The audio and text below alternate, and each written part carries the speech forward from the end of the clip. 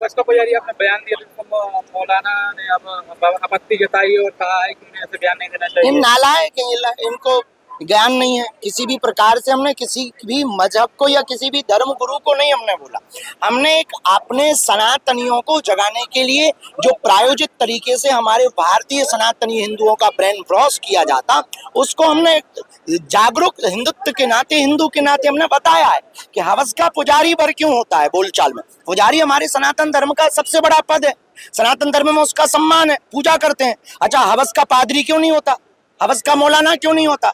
अगर ये बोल दिया है तो लोगों को दिक्कत होने लगी। अभी कोई एक नेताजी है, उन्होंने बयान दिया था कि साधु संत तो गांजा फूंकते हैं।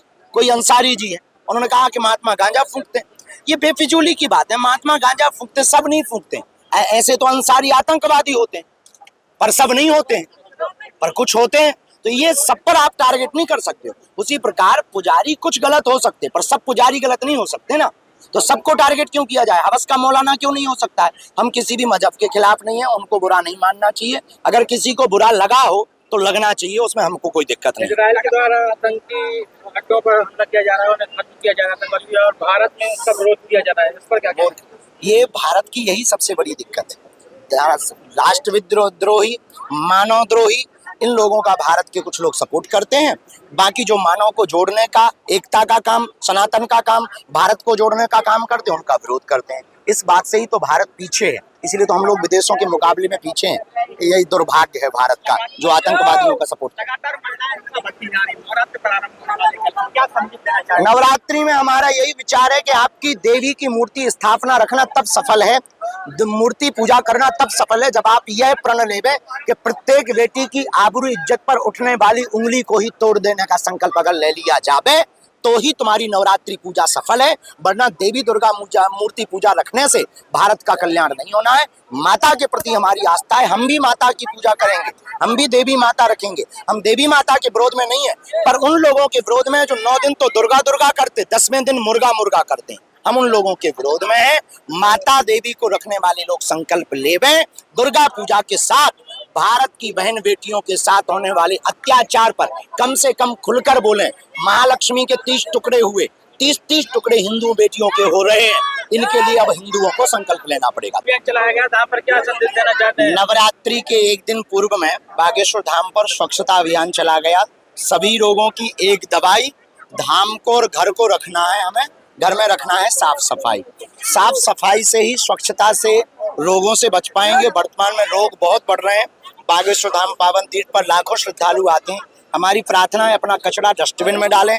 दुकानदारों को भी आज स्पष्ट निर्देश दिए गए कि वो भी दुकानदार हर दुकान के बाहर डस्टबिन रखें, साफ सफाई करें। और एक आज हमने संकल्प लिया, सप्ताह के 7 दिन हम दरबार लगाते, अब हमने रविवार को दरबार स्थगित करके बागेश्वर धाम की व्यवस्था, पवित्रता, स्वच्छता, धाम की बैठकों के लिए हमने दिन निकाला है। और हर रविवार को 2 घंटे बागेश्वर धाम के पूरे दुकानदार, 2 घंटे सेवा का काम, स्वच्छ रहे बागेश्वर धाम। बागेश्वर धाम पर आज बैठक हुई। यहाँ पर लगभग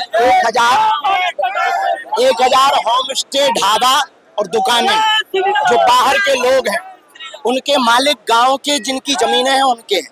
कोई भी कृत्य होता है, नाम बदनाम बागेश्वर धाम का होता है। कोई भी व्यभिचार होता है, नाम बदनाम बागेश्वर धाम का होता है। तो हमने 5 संकल्प दिलाए हैं। पहली, आने वाले भक्तों की सुरक्षा। दूसरी, स्वच्छता और पवित्रता। तीसरी, हर रविवार 2 घंटे धाम के लिए समय देना। चौथा, यहाँ बागेश्वर धाम पर होने वाले नशा व्यसन को पूर्णतया बंद। 5वां, अपने मादक पदार्थों की स्वयं जांच करवाएं। नकली मावा से बचें। भगवान की पूजा पाठ आस्था से करनी और वास्तविक करनी, दिखावे से बचना है। ये 5 संकल्प दिलाए हैं। सीसीटीवी कैमरे लगाने की भी अपील की गई है जी, क्योंकि यहाँ पर भीड़ बहुत है, समुदाय बहुत है और दुकान का, धाम का परिक्षेत्र लगभग 5 किलोमीटर में फैल गया है। सुरक्षा रखना हम सबकी जिम्मेदारी है।